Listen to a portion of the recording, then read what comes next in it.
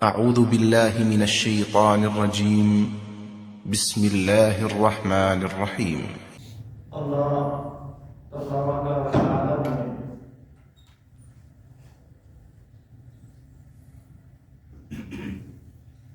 یہ دنیا، یہ کائنات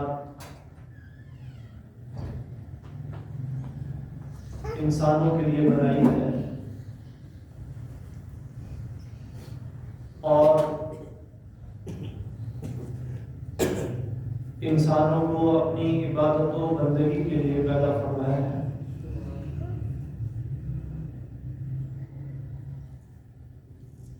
اس دنیا کو اللہ تبارک و تعالی نے دار العمل اور دار الامتحان قرار دیا ہے۔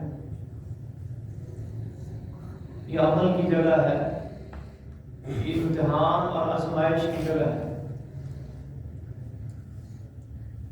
اور انسان کی کامیابی کا دار و مدار اسی بات پر ہے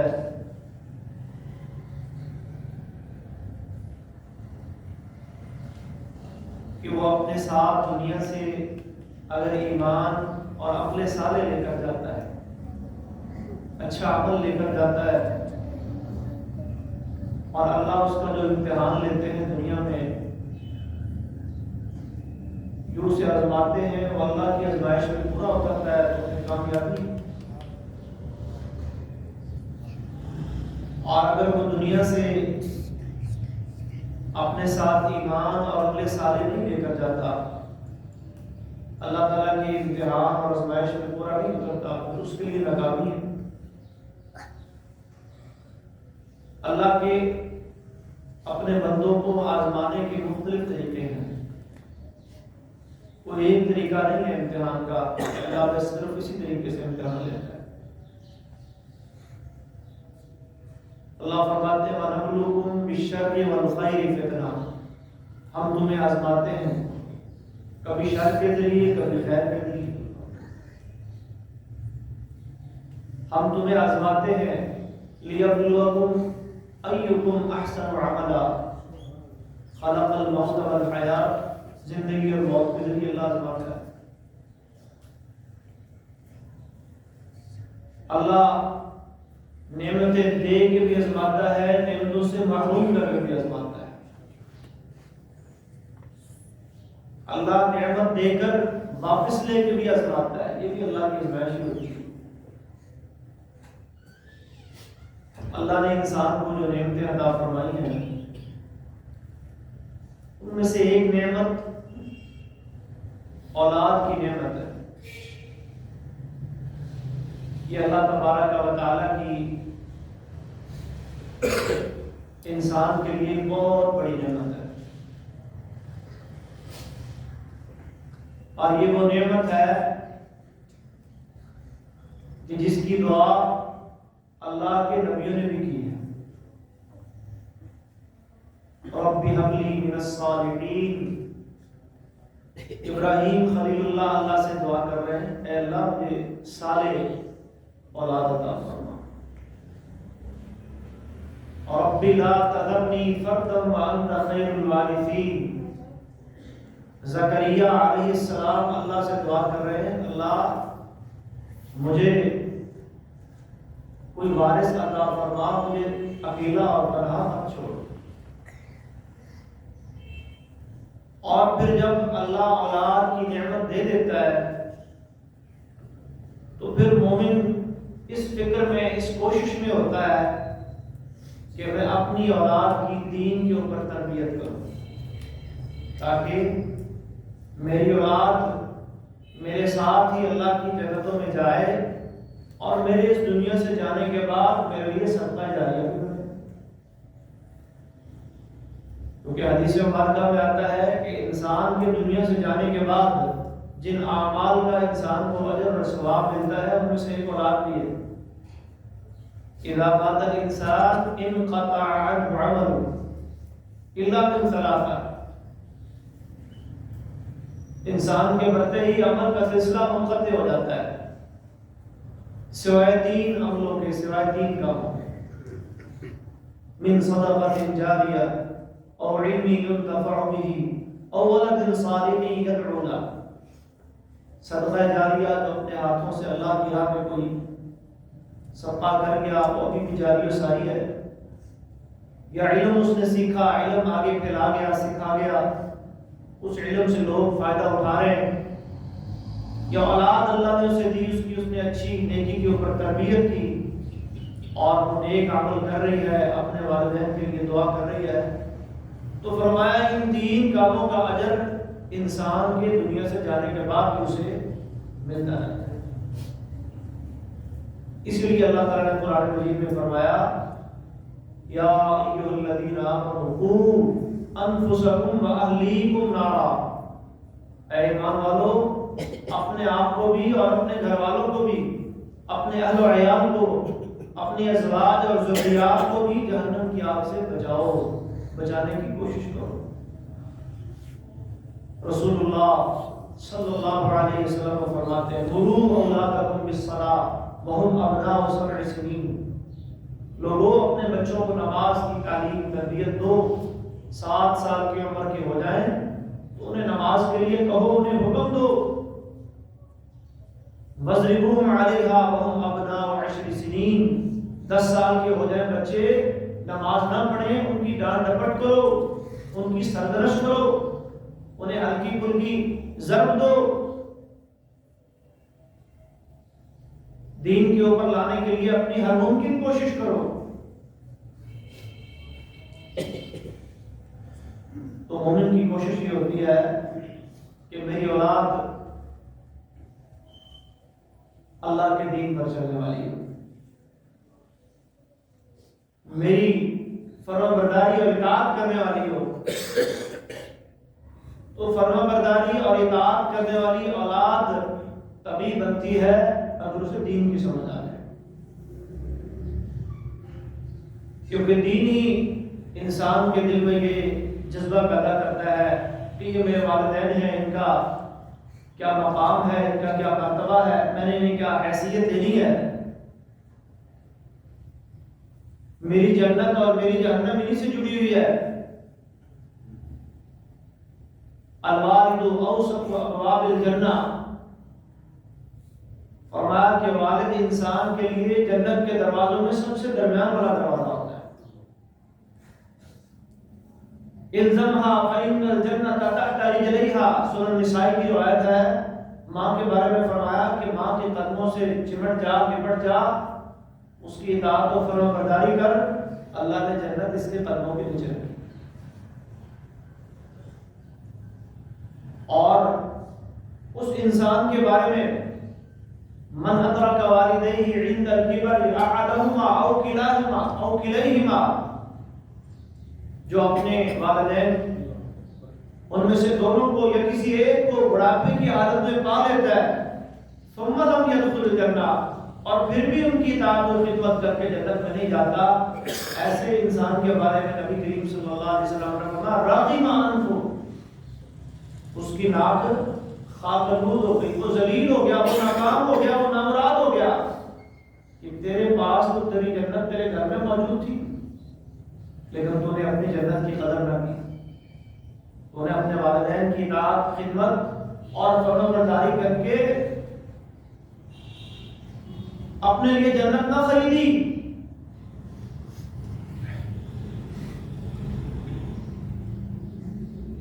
محترم بھائیوں، اپنی اولادوں کی دین کے اوپر تربیت کیجیے اور اولاد کی اس نعمت کی بے قدری نہ کیجیے، اور اللہ کی آزمائش کا دوسرا طریقہ جو ہے وہ یہ ہوتا ہے کہ کبھی کبھی اللہ محروم کر کے بھی آزما لیتا ہے۔ فرمایا للہ ملک السماوات والارض، آسمان و زمین کی بادشاہی اللہ ہی کے لیے ہے، یخلق ما یشاء، وہ جو چاہتا ہے پیدا کرتا ہے، یہب لمن یشاء اناثا، جسے چاہتا ہے بیٹیاں عطا کرتا ہے، وَيَهَبُ لِمَن يَشَاءُ الذُّكُورَ، جسے چاہتا ہے بیٹے دیتا ہے، اَوْ يُزَوِّجُهُمْ ذُكْرَانًا وَإِنَاثًا، یا پھر ملے جلے دونوں عطا کرتا ہے، بیٹے بھی دیتا ہے بیٹیاں بھی دیتا ہے، وَيَجْعَلُ مَن يَشَاءُ عَقِيمًا، اور جسے چاہتا ہے کچھ بھی نہیں دیتا.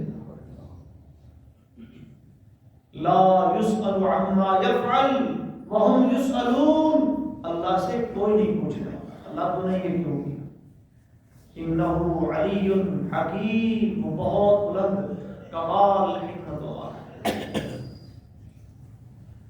تو اللہ کی آزمائش کا دوسرا طریقہ مومن کے لیے یہ ہوتا ہے کہ وہ مومن کو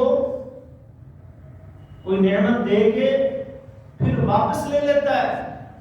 قرآن مجید میں اللہ فرماتے ہیں وَلَنَبْلُوَنَّكُمْ، لوگوں ہم تمہیں آزمائیں گے، تمہاری آزمائش کریں گے. اللہ کی آزمائش کیسے ہوگی؟ فرمایا بِشَيْءٍ مِّنَ الْخَوْفِ، تم پر خوف طاری کر کے، تمہارے دل میں دشمن کا کوئی ڈر بٹھا کر اس ذریعے سے بھی ہم تمہیں آزما سکتے ہیں. وَالْجُوعِ، کوئی معاشی تنگی، بھوک، فقر، فاقہ، تنگ دستی، اس کے ذریعے بھی ہم تمہیں آزما سکتے ہیں. وَنَقْصٍ مِّنَ الْأَمْوَالِ وَالْأَنفُسِ وَالثَّمَرَاتِ،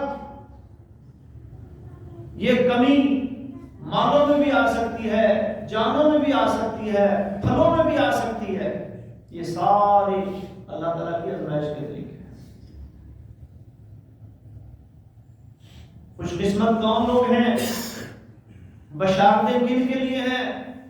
فرمایا وَبَشِّرِ الصَّابِرِينَ، اے نبی آپ خوشخبری سنا دیں صبر کرنے والوں کو.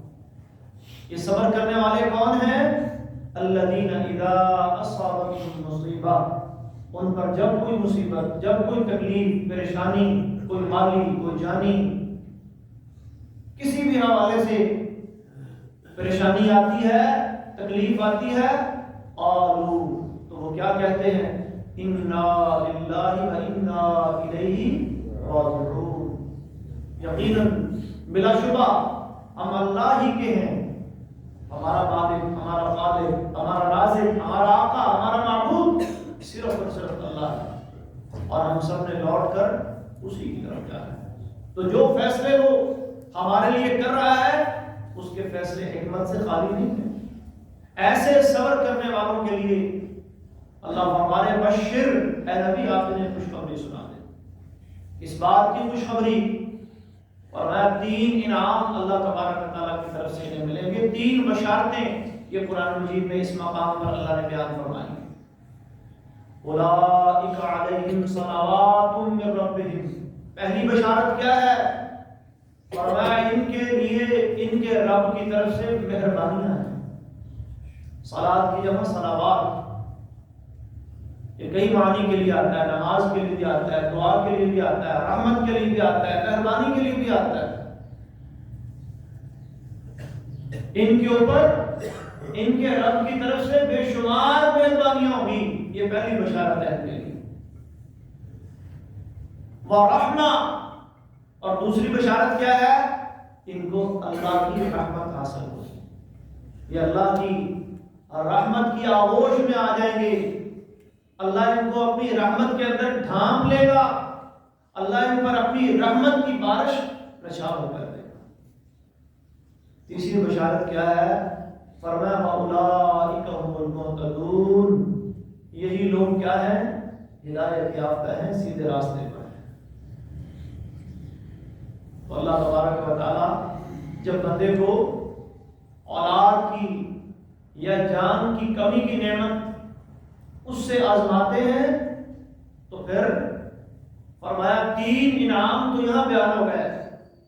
اللہ کی طرف سے مہربانیاں آتی ہیں، اللہ کی طرف سے رحمتوں کا نزول ہوتا ہے، اور اولئک هم المهتدون، اللہ کی طرف سے ایسے صبر کرنے والے اور اللہ کی تقدیر پہ راضی ہونے والے انسان کو اللہ یہ اعزاز عطا فرما رہے ہیں، یہ میرا ہدایت یافتہ بندہ ہے، اس نے وہ کام کیا جو میں نے اس سے تقاضا کیا.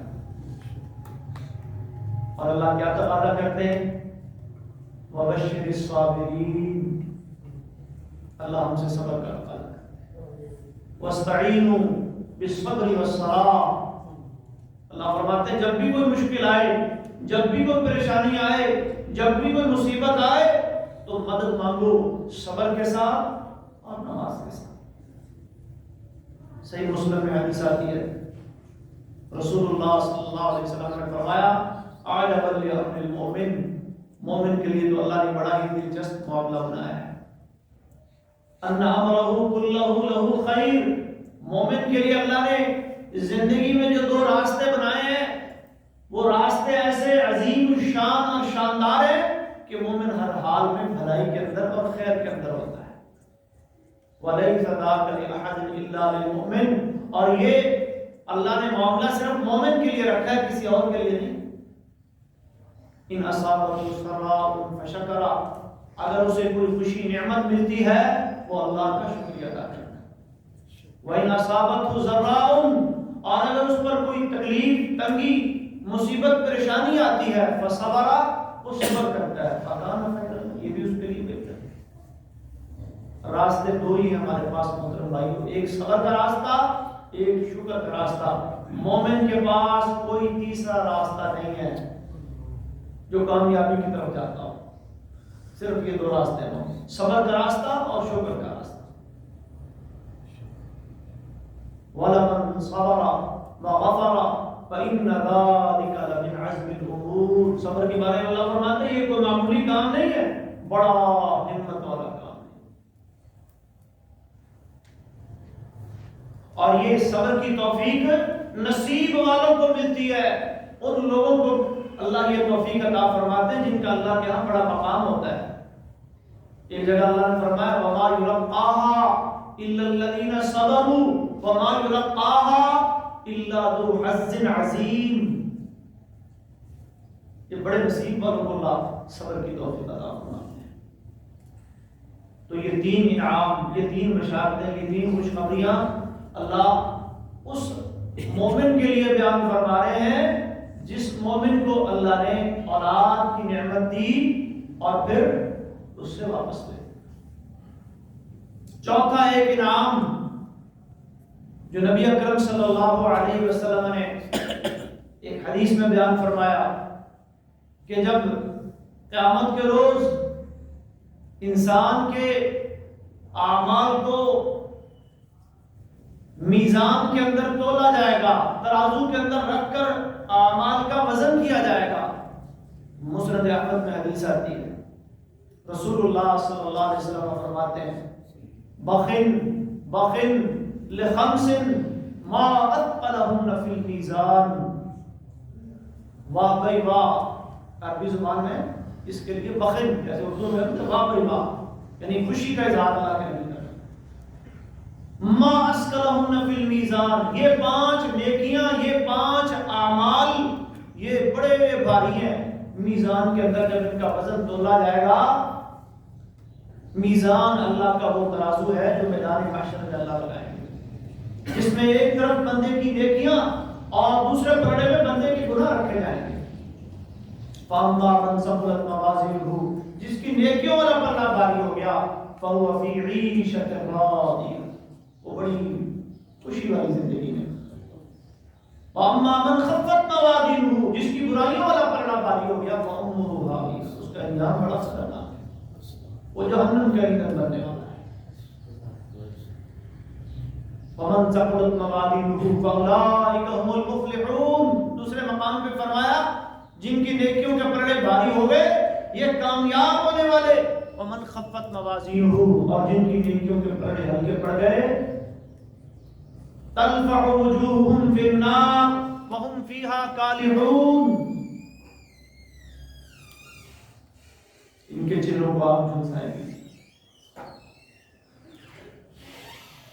ان کے چہرے سیاہ پڑے ہوئے ہوں گے، جیسے بکرے کی یا کسی کھانے والے جانور کی سری کو آگ پہ بھونا جاتا ہے تو وہ سیاہ پڑ جاتی ہے، کالحون اس کیفیت کو کہتے ہیں، ایسے چہرے ہو گئے۔ تو فرمایا یہ پانچ نیکیاں، یہ پانچ کام، ان کا میزان میں بڑا وزن ہے۔ ما اثقلهن فی المیزان، ان پانچ کاموں میں سے چار کا تعلق اذکار کے ساتھ ہے، اور لا الہ الا اللہ، یہ بڑا بھاری کلمہ ہے، سبحان اللہ अल्हम्दुलिल्लाह, अल्लाहु अकबर, ये 4 कलमात इनका बंदा विर्द करता है, इनका बंदा जिक्र करता है, तो ये अजर और सवाब में जब नामा अमाल की सूरत में मीज़ान में रखे जाएंगे, बड़ा भारी बड़ा भारी इनका वज़न होगा। और फरमाया वल मर्उल मुस्लिम, और वो मुसलमान बंदा जिसका कोई औलाद में से कोई बेटा कोई बेटी अल्लाह तबारक व तआला उसे कब्ज़ कर लेते हैं, उसे ले लेते हैं, अपने पास ले लेते हैं, बुलुगत की उम्र से पहले पहले वो अल्लाह के पास चला जाता है। फयहतसिबुहु, फिर वो सब्र करता है, अल्लाह से अजर की उम्मीद रखता है। तो फरमाया ये 5वां अमल, ये भी बंदे के नामा आमाल में जब तोला जाएगा, मीज़ान में तोला जाएगा, तो इसका वजन भी बहुत ज्यादा होगा। ये 4थी बशारत अल्लाह के नबी ने जामे तिर्मिज़ी में हदीस आती है। एक 5वीं बशारत जो नबी सल्लल्लाहु अलैहि वसल्लम ने बयान फरमाई थी,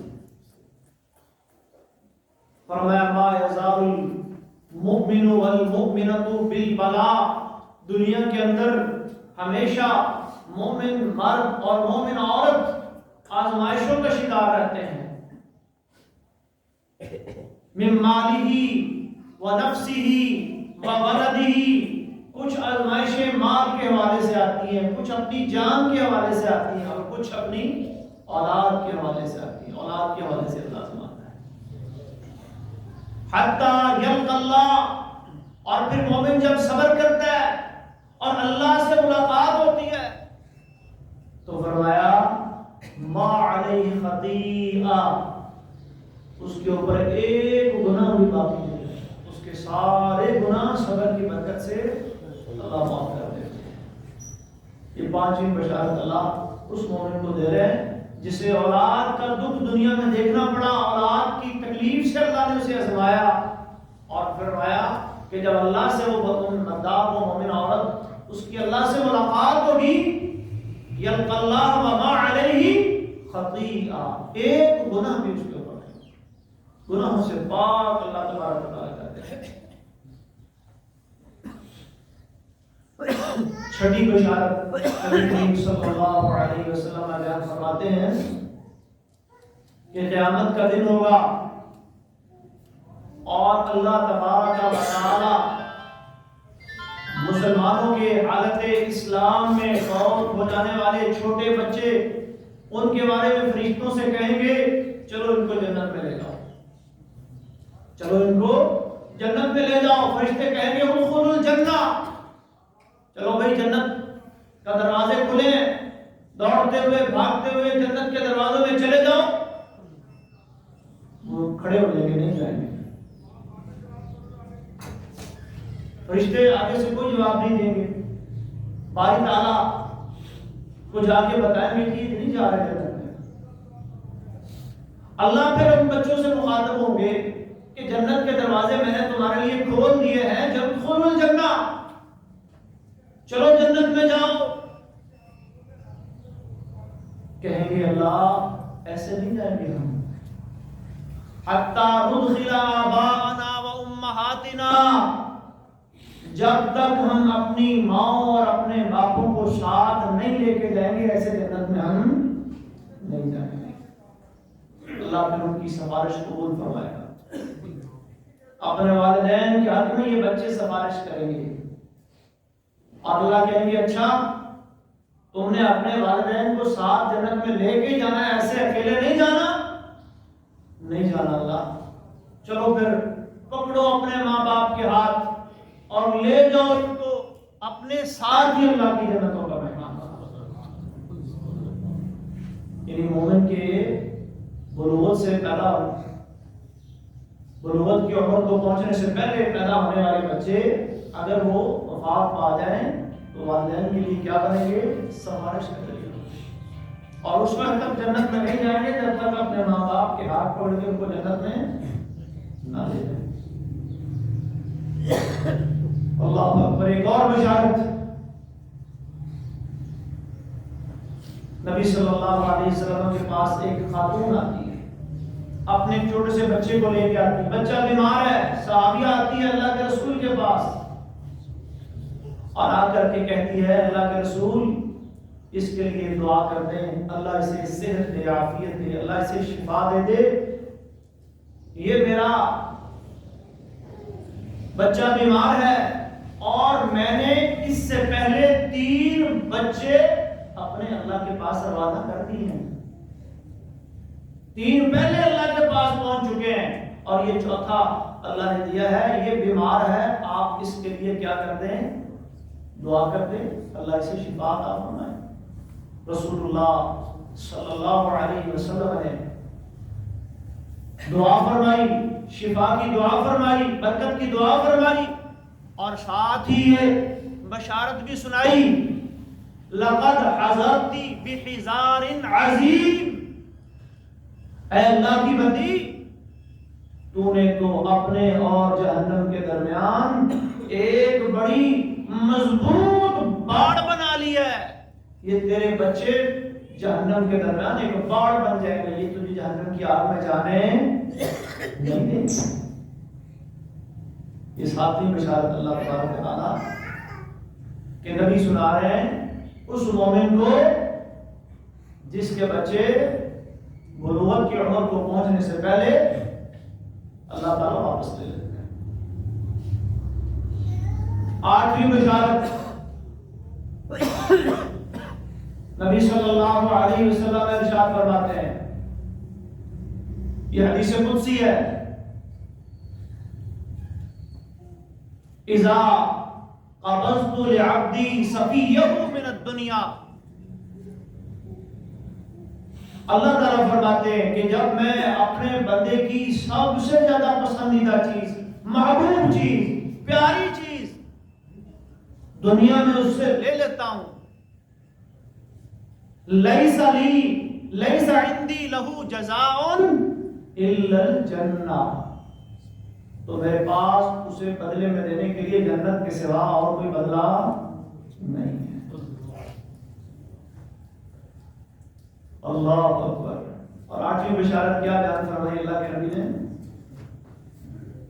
یہ بھی حدیث قدسی ہے، نبی صلی اللہ علیہ وسلم فرماتے ہیں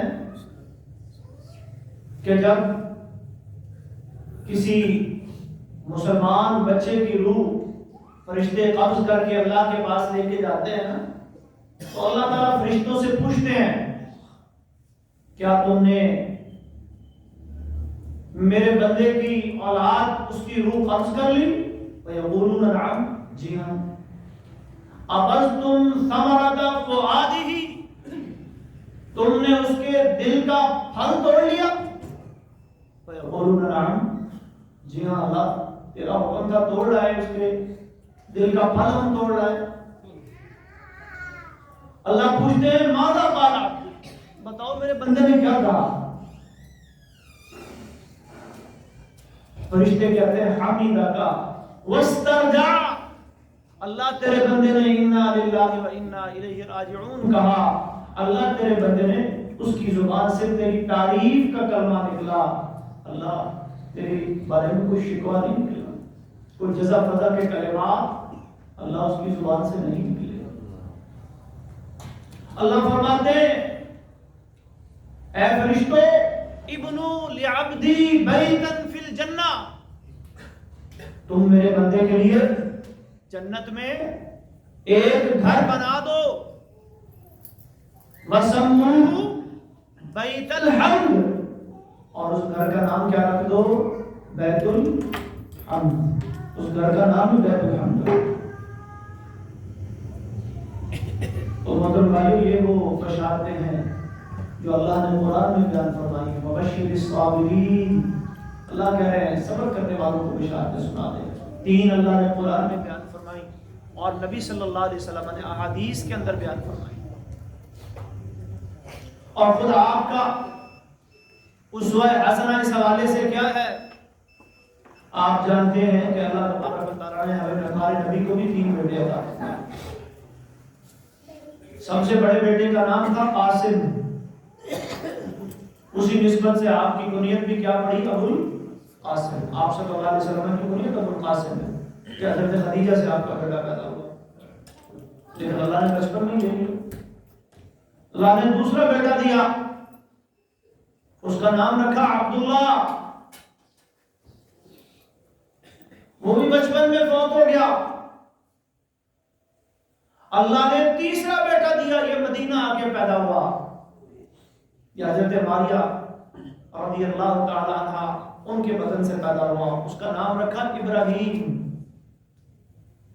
اور جس رات پیدا ہوا رسول اللہ صلی اللہ علیہ وسلم نے صبح فجر کے بعد اپنے صحابہ کو خوشخبری سنائی کہ آج رات اللہ نے مجھے ایک بیٹا عطا فرمایا ہے, اور میں نے اس بیٹے کا نام اپنے جد امجد ابراہیم خلیل اللہ کے نام پہ ابراہیم رکھا ہے. میں نے اس کا وہ بیٹا سال کا ہوا, اور پھر 6 ماہ اوپر, یعنی تقریباً 18 ماہ, 1.5 سال کا ہو گیا وہ بیٹا. اور وہ ابھی رضاعت کی عمر میں تھا. مدینہ میں ایک شخص تھا ابو سیف القین, اس کی بیوی اسے دودھ پلا رہی تھی, رضاعت کی مدت میں تھا, رضاعت کی عمر میں تھا. بیمار پڑ گیا. عبد الرحمن ابن عوف, حضرت انس اور دیگر صحابہ نبی صلی اللہ علیہ وسلم کے ساتھ اس کے گھر گئے. آپ صلی اللہ علیہ وسلم نے اپنے بیٹے کو اپنی گود میں اٹھایا. ابراہیم یجود بنفسہ, اس کی آخری سانسیں چل رہی تھی, سانس کٹک کٹک کے آ رہا تھا. یہاں تک کہ ابراہیم علیہ السلام جو آپ کا بیٹا تھا, آپ کی گود میں دم توڑ گیا, روح قبض کر لیا اللہ تبارک و تعالی نے. آپ کی آنکھوں سے آنسو بہ رہے ہیں, اور کیا کہہ رہے ہیں؟ یا ابراہیم انا بفراقک لمحزونون. اب تیری جدائی پہ بڑے غم ہے, بڑا دکھ ہے تیری جدائی کا. ولا نقول الا ما يرضي ربنا تبارک و تعالی, لیکن اپنی زبان سے وہی بات کہیں گے جو ہمارے رب کو پسند ہے. زبان سے کوئی ایسی بات شکوے والی, شکایت والی, جزا فضا والا کوئی عمل ہم نہیں کریں گے. رسول اللہ کو اللہ نے 4 بیٹیاں عطا فرمائیں. سب سے بڑی بیٹی زینب, رقیہ, ام کلثوم, اور پھر فاطمہ سب سے چھوٹی رضی اللہ عنہم. ان میں سے 3 بیٹیاں آپ کی زندگی میں فوت. 3 بیٹے اور 3 بیٹیاں. اپنی اولاد میں سے 6 بچوں کا دکھ آپ صلی اللہ علیہ وسلم نے دیکھا. لیکن اس وقت کیا چھوڑا؟ انا للہ و انا الیہ راجعون. کبھی زبان پہ شکوہ نہیں لائے. لوگوں نے باتیں کی کہ نبی کے بیٹے نہیں بچتے, یہ بے نام و نشان ہو جائیں گے, جب یہ دنیا سے جائیں گے تو ان کا نام لینے والا کوئی نہیں رہے گا, یہ ابتر ہو جائیں گے, یہ بے نسل اور بے نام اور بے نشان ہو جائیں گے. اللہ نے تسلیاں دی. انا اعطیناک الکوثر, نبی آپ پریشان نہ ہو, ہم نے آپ کو کوثر عطا کی. فصلی لربک وانحر, آپ اپنا مشن جاری رکھیں, رب کے لیے نماز پڑھیں, رب کے لیے قربانی کریں, عقیدہ توحید کی دعوت دیتے رہیں, اللہ کا دین دنیا میں پھیلاتے رہیں, اپنی ذمہ داریوں کو نبھاتے رہیں. ان شانئک هو الابتر, یقیناً آپ کا دشمن ہی بے نام و نشان ہوگا.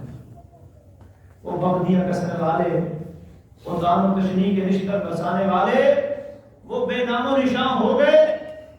آج اگر ان کا کوئی نام لیتا بھی ہے تو لعنتیں برستی ہیں. اور جناب محمد رسول اللہ صلی اللہ علیہ وسلم کا نام رہتی دنیا تک جاری و ساری اور باقی ہے. تو ہمارے لیے بھی اس میں یہی رہنمائی ہے کہ یہ اللہ تعالیٰ کے امتحانات ہیں, ہمیں ہمیشہ صبر اور شکر کا راستہ وہ اپنانا چاہیے, اس کو نہیں چھوڑنا چاہیے, اور ہر معاملے میں دین سے رہنمائی لینی چاہیے. دین کا دامن کبھی نہیں چھوڑنا چاہیے. اور جو بشارتیں اللہ تبارک و تعالیٰ نے سنائی ہے اہل ایمان کو، ان سے اپنے آپ کو تسلی دینی چاہیے اور حوصلہ دینا چاہیے کہ میرے اللہ نے میرے لیے جو فیصلہ کیا ہے، میرے اللہ نے میرے لیے جو فیصلہ کیا ہے وہ احکم الحاکمین ہے، اس کا فیصلہ سب کے فیصلوں سے بہتر ہے۔ جب آپ کا بیٹا ابراہیم فوت ہوا تو آپ صلی اللہ علیہ وسلم نے فرمایا ان لہ مرضعا فی الجنہ، اللہ نے جنت میں اس کے لیے ایک مرضعہ دودھ پلانے والی دایا مقرر کی ہے جو اس کی رضاعت کی تکمیل کرے گی۔ اور نبی صلی اللہ علیہ وسلم نے یہ بھی فرمایا کہ معراج کے موقع پر جب آپ آسمانوں کی سیر کے لیے گئے تو 7ویں آسمان پر آپ کی ملاقات ابراہیم خلیل اللہ سے ہوئی۔ کس سے ہوئی؟ ابراہیم خلیل اللہ سے ہوئی۔ تو ابراہیم خلیل اللہ کو دیکھا کہ وہ بیٹھے ہیں اور ان کے ارد گرد بہت سے بچے ہیں، بہت سے بچے ان کے ارد گرد۔ پوچھا جبریل اور میکائیل سے، دو ساتھیوں سے جو ساتھ ہیں، یہ کون ہیں اور یہ بچے کون ہیں؟ تو جواب ملا یہ ابراہیم خلیل اللہ ہیں۔ آگے بڑھ کے مصافحہ کیا، مرحبا بالابن الصالح، ابراہیم خلیل اللہ کہنے لگے خوش آمدید نیک بیٹے۔ اور بچوں کے بارے میں فرمایا کہ یہ وہ بچے ہیں جو مسلمانوں کے بلوغت کی عمر سے پہلے فوت ہو جاتے ہیں، تو اللہ تبارک و تعالیٰ انہیں حضرت ان کی روحوں کو ابراہیم خلیل اللہ کے حوالے کر دیتے ہیں، ان کی کفالت میں دے دیتے ہیں۔ اس سے بڑی اعزاز والی بات کیا ہوگی؟ رسول اللہ صلی اللہ علیہ وسلم کا ایک صحابی، دین کا طالب علم، دین سیکھنے والا، نبی کی مجلس میں آتا ہے، بیٹھتا ہے، دین سیکھتا ہے، ساتھ اپنے ایک چھوٹے سے بچے کو بھی لے کے آتا ہے۔ وہ بچہ بیمار پڑ گیا اور بیماری کے اندر ہی بچہ فوت ہو گیا۔ صحابی نے نبی کی مجلس میں آنا چھوڑ دیا، پوچھا وہ نظر نہیں آ رہا جس کے ساتھ ایک چھوٹا سا بچہ ہوتا تھا، وہ کہاں ہے آدمی؟ کافی دن ہوئے نظر نہیں پڑی اس پہ۔ رسول اللہ خبر کی بھی رکھتے تھے، فلاں بندہ نہیں آ رہا، فلاں نہیں آ رہا، پتا کرو اس کا کیا معاملہ ہے۔ لوگوں نے بتایا کہ اس کا بیٹا جو یہاں آیا کرتا تھا، آپ کی مجلس میں بیٹھا کرتا تھا، وہ بیٹا بیمار ہوا اور فوت ہو گیا اور بڑا غمگین ہے، اس نے گھر سے نکلنا چھوڑ دیا۔ رسول اللہ اس کے گھر جاتے ہیں، حوصلہ دیتے ہیں، تسلی دیتے ہیں، تعزیت کے کلمات کہتے ہیں، اور اسے حوصلہ اور تسلی دیتے ہوئے یہ کہتے ہیں مجھے بتاؤ کیا تمہیں یہ بات پسند ہے، اچھی لگتی ہے کہ تیرا بیٹا جو اللہ نے لے لیا وہ بڑا ہوتا، نیک بنتا، تیری فرمانبرداری کرتا اور دنیا میں تیرے کام آتا، یا یہ بات پسند ہے کہ جب تم کل اللہ کے سامنے جائے گا، تیری موت ہوگی اور تیرا بیٹا جنت کے دروازے پر کھڑا تیرا استقبال کرنے کے لیے کھڑا ہوگا، تیرے استقبال میں کھڑا ہوگا، تیرے انتظار میں کھڑا ہوگا، بتا تجھے کیا پسند ہے؟ کہنے لگا اللہ کے رسول مجھے تو یہ پسند ہے کہ جب میں دنیا سے جاؤں تو میرا بیٹا جنت کے دروازے پہ کھڑا میرا استقبال کر رہا ہو۔ حوصلہ مل گیا، تسلی مل گئی، پھر سے اللہ کے نبی کی مجلس میں آنا شروع کر دیا۔ محترم بھائیو، ہمارے لیے بھی یہی سبق ہے، یہی درس ہے، یہی نصیحت ہے کہ دنیا کے اندر مال کے حوالے سے، جان کے حوالے سے، بیماری کے حوالے سے، اولاد کے حوالے سے انسان کو بہت سی تکلیفوں، دکھوں اور پریشانیوں کا سامنا کرنا پڑتا ہے، لیکن ہم نے صبر اور شکر والی لائن نہیں چھوڑی۔ یہ مومن کا یہی راستہ ہے کہ اللہ تیرے فیصلوں پہ راضی ہے، تکلیف آئے گی، مصیبت آئے گی تو صبر کریں گے، اللہ تو نعمتیں دے گا تو شکر بھی تیرا ہی ادا کریں گے۔ وبشر الصابرین، ایسے صبر کرنے والوں کے لیے پھر اللہ فرماتے ہیں بشارت ہے، بشارت ہے۔ اللہ ہمیں بیماریوں سے، دکھوں تکلیفوں سے محفوظ فرمائے، ہماری پریشانیاں دور فرمائے.